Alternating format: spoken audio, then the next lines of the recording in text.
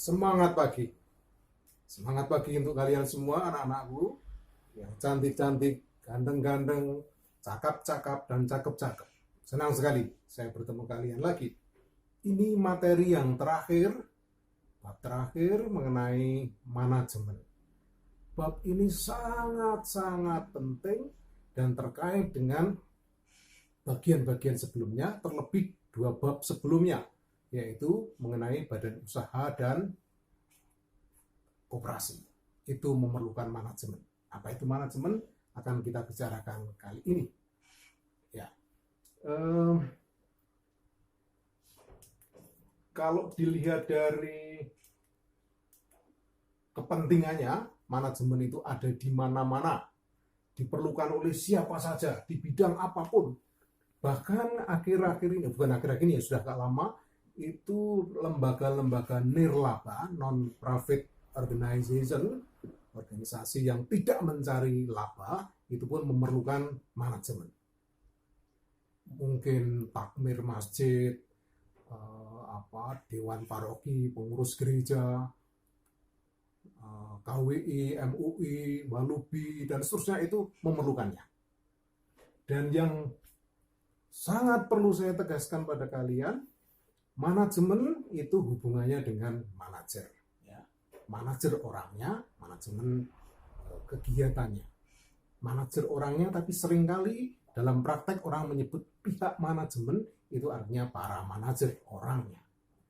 Nah, sekadar sebagai perbandingan begini, kalau menjadi manajer, itu kira-kira posisinya penting atau tidak, pengaruhnya besar atau tidak, gajinya tinggi atau tidak, itu perlu disadari. Nah, saya punya cerita di tahun berapa ya, tahun 80-an 5 gitu ya, sampai 90-an, itu dulu ada sebutan manajer 1 miliar di Indonesia. Itu sangat populer, waktu itu menggema, menggelora. Manajer 1 miliar itu maksudnya tahun itu 85 loh ya, itu dalam setahun gajinya 1 miliar. Kalau sekarang mungkin banyak, tapi waktu itu langka. Siapa dia? Dia adalah Tanri Abeng. Tanri Abeng MBA namanya. Sekarang sudah profesor doktor. Nah, MBA sendiri itu gelar stratum 2, tingkat 2 S2 manajemen dari luar negeri. Master of Business Administration. Kalau di Indonesia mestinya menjadi MM, Magister Manajemen. Nah, gara-gara si Tanri Abeng disebut manajer 1 miliar itu, maka lalu waktu itu muncul begitu banyak lembaga yang pendidikan yang mendirikan program MBA. Luar biasa, banyak sekali. Ya, itu orang tergila-gila karena mengapa bisa 1 miliar? Waktu itu saya dengar-dengar kurang lebih dia memegang di 2-3 perusahaan, salah satunya di multi bintang Indonesia, dia menerima gaji 65 juta per bulan. Yang lain-lain ada jadi presiden komisaris, menjadi direktur produksi dan seterusnya di beberapa perusahaan, 2, 3, 4 mungkin ya. Kalau di MBI ya, multi bintang Indonesia sampai sekarang masih ada kaitan dengan Tanri Abeng. Sebelumnya berikutnya 2-3 tahun kemudian ada manajer 1,5 M, tapi agak tidak membanggakan karena akhir-akhir ini sempat kesandung kasus hukum ya. Baik, itu posisi manajemen. Nah, ada di mana-mana, siapapun memerlukannya. Nah, kalau dilihat secara kurikulum, kita punya kompetensi inti yang dituntut seperti itu. Anda baca sendiri, sama berbagai pelajaran. Lalu kompetensi dasar dan indikator pencapaian kompetensinya ada di sini. Sangat singkat, mendeskripsikan konsep manajemen, mengimplementasikan fungsi manajemen dalam kegiatan sekolah. IPK-nya Anda baca sendiri, ini yang minimal, sungguh-sungguh minimal. Nah, nanti akan saya coba tambahkan sedikit-sedikit ya. Nanti akan saya sertakan PPT-nya, PowerPoint-nya akan saya sertakan filenya. Kemudian ada juga modul seperti ini, dan itu saling melengkapi. Ada bagian tertentu yang tidak ada di modul, tapi ada di PPT dan sebaliknya. Misalnya, yang di modul ini ada bagian mengenai manajemen sekolah. karena dulu kurikulum 13 awal-awal itu ada materi itu, meskipun sekarang dihilangkan, tapi saya terlalu sayang untuk menghilangkannya. Sementara kepemimpinan yang memang tidak dituntut oleh kurikulum, tapi saya kira penting, itu ada di PPT. Lalu teori manajemen ada di 2 ya, sedikit. Di sini lebih banyak, lebih pengertiannya. Baik, ini nanti Anda baca sendiri, kalian baca sendiri. Tujuan pembelajaran ya seperti biasa, kemampuan mendeskripsikan, tapi sampai menerapkan fungsi-fungsi manajemen. Apa itu fungsi? Nanti kita bicarakan. Kurang lebih ancer-ancer atau pokok-pokok materi kita seperti ini. Ya, dalam model lain saya tampilkan seperti ini. Pertama kita akan membicarakan mengenai hakikat atau esensi manajemen itu seperti apa. Jadi kalau bahasa Indonesia Anda membacanya cukup manajemen bahasa Indonesia, tapi kalau bahasa Inggris manajemen boleh ya. Plus teori manajemen sedikit, tapi juga nanti ada anasir manajemen atau tools of management akan saya tambahkan di bagian pertama. Bagian kedua, fungsi-fungsi manajemen dan jenjang. Fungsi itu di sini nanti artinya tugas, nanti akan kita lihat.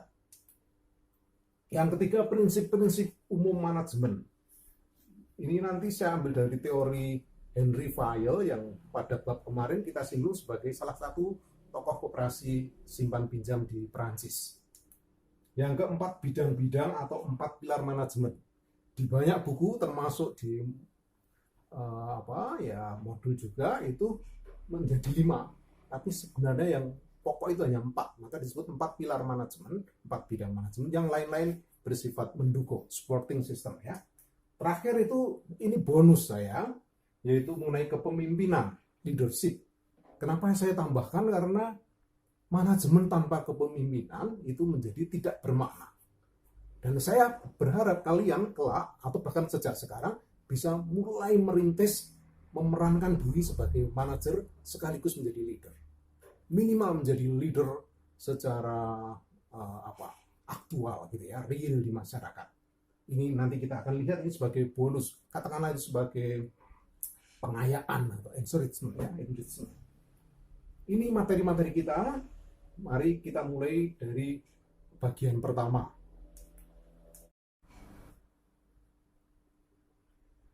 Nah, sekarang kita masuk pada bagian pertama, yaitu hakikat atau esensi manajemen itu seperti apa.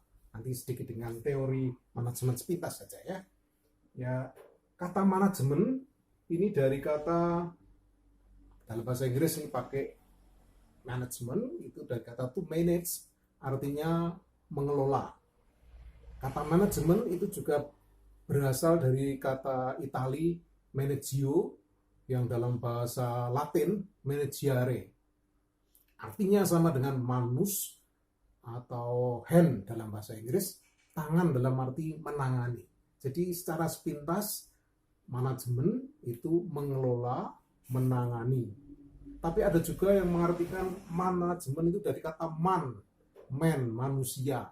Jadi yang paling pokok dikelola di situ adalah manusia. Kunci penting manusia. Meskipun nanti kita akan bicara mengenai 6M dalam manajemen. Baik. Dilihat dari definisi atau batasan. Oh ya, kata definisi itu sama dengan to define, itu membatasi, maka batasan itu sesuatu yang membuat ini tidak boleh lepas. Jadi kalau mau bicara mengenai ini ya di dalam skop itu, dalam batas itu ya. Manajemen itu bisa kita lihat dalam 3 dimensi, 3 sudut pandang. Yang pertama sebagai ilmu pengetahuan, yang kedua sebagai proses dan usaha, dan yang ketiga sebagai seni dalam arti art, kiat, seni, kiat, art ya, bukan seni seperti jadilan gitu ya, bukan ya.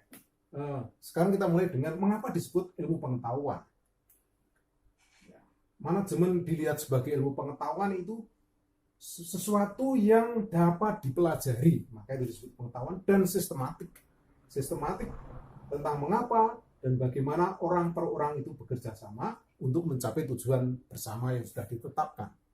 Kata kuncinya ada pada sesuatu yang dapat dipelajari.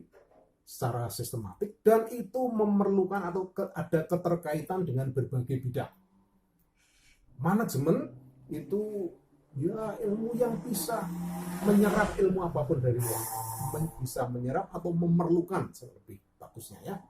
Oh ya, kata manajemen tadi kan mengelola ya. Sebetulnya ya, hampir semua hal, bahkan ilmu bagian besarnya dari manajemen itu ekonomi, itu kan oikosnomos, pengelolaan rumah tangga, itu berarti manajemen rumah tangga dalam konteks kecil maupun besar sampai negara, bahkan antar bangsa, itu manajemen, betapa luasnya.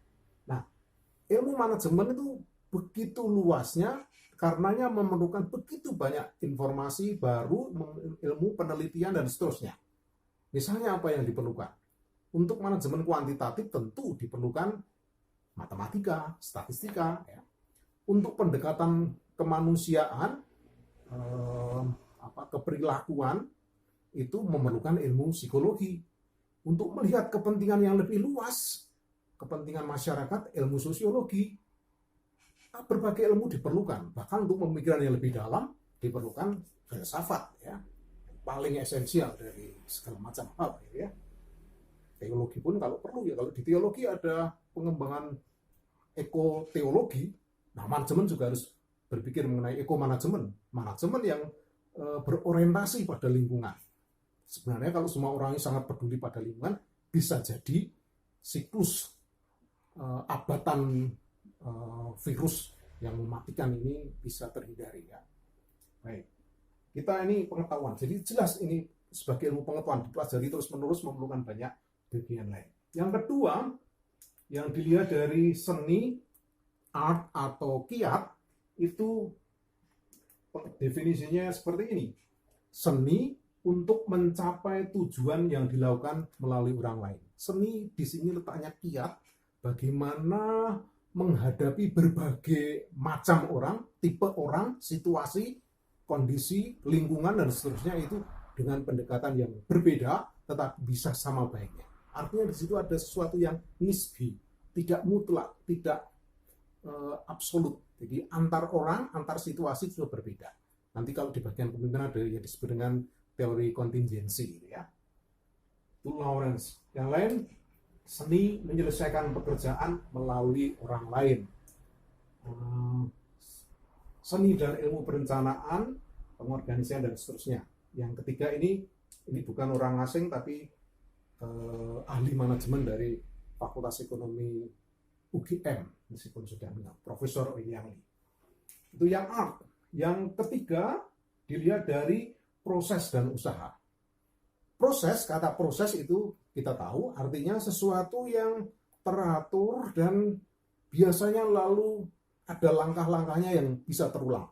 Itu proses. Nah, maka untuk manajemen sebagai proses, ini bisa diartikan suatu proses khas yang terdiri tindakan-tindakan perencanaan, planning, pengorganisasian, organizing, penggeraan, actuating, dan pengendalian atau pengawasan, controlling. Melalui pemanfaatan semua sumber daya yang dimiliki untuk mencapai tujuan yang telah ditentukan. Itu definisi Josh Terry. Kebetulan saya punya bukunya. Nah, jadi manajemen itu mesti ada sekelompok orang, men and women sebetulnya, dan lalu ada resources, peralatan kerja. Ada prosesnya, dan ada tujuannya. 3 kunci utama, ada orang-orang, men and women, lalu ada prosesnya mulai dari planning, organizing, actuating, controlling, disingkat POAC, ini mewarnai yang lain, untuk mencapai tujuan bersama. Kalau ada itu, maka bisa menjadi manajemen. Kalau tidak ada tujuan bersama, ya tidak perlu manajemen. Yang lain, James Torrance, kebetulan saya juga ada bukunya, proses perencanaan, pengorganisasian, kepemimpinan, pengawasan, dan penggunaan sumber daya organisasi untuk mencapai tujuan yang telah ditentukan. Planning, organizing, leading, di situ pakai leading, dan pengawasan, controlling. Penggeraan diganti dengan kepemimpinan atau leading. Nah, nanti kita lihat seberapa perbedaannya. baik 3 definisi itu mempengaruhi hal-hal lainnya.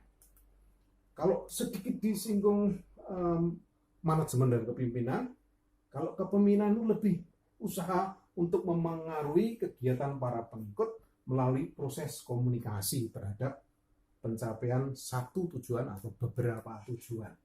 Jadi manajemen prosesnya yang panjang, kepemimpinan lebih soal pengaruh, memengaruhi orang. Nah, itu penggerakkan sebenarnya bagian itu. Itu sepintas.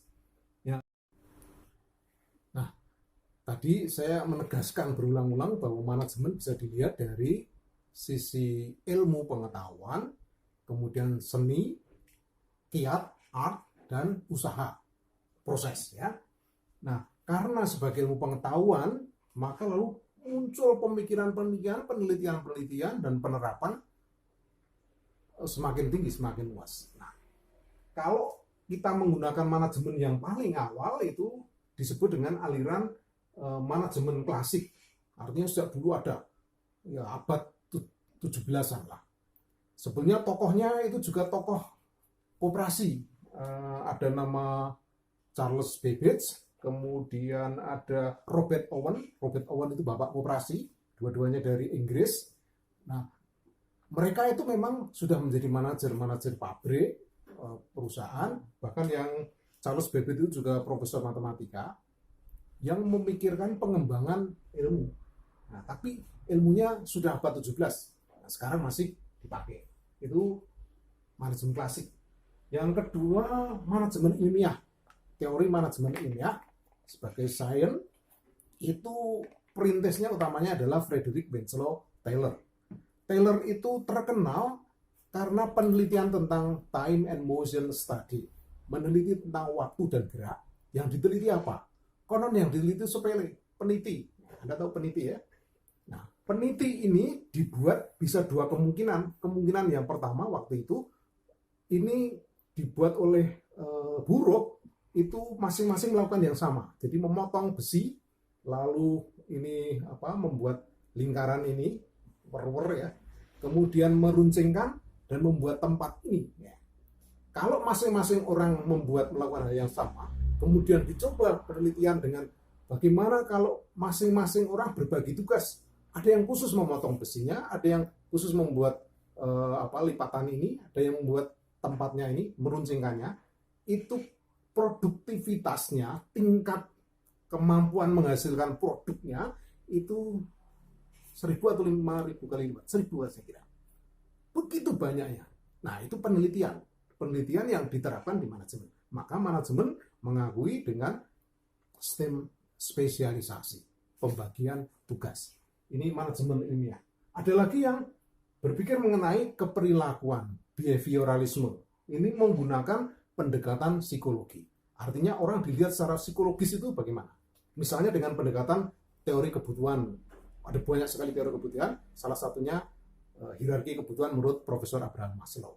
Nah, itu yang menunjukkan ada tingkatan kebutuhan, mulai dari yang paling rendah namanya kebutuhan biologis atau kebutuhan fisik. Ada makan, minum, pakaian, rumah, seks, itu termasuk kelompok yang rendah.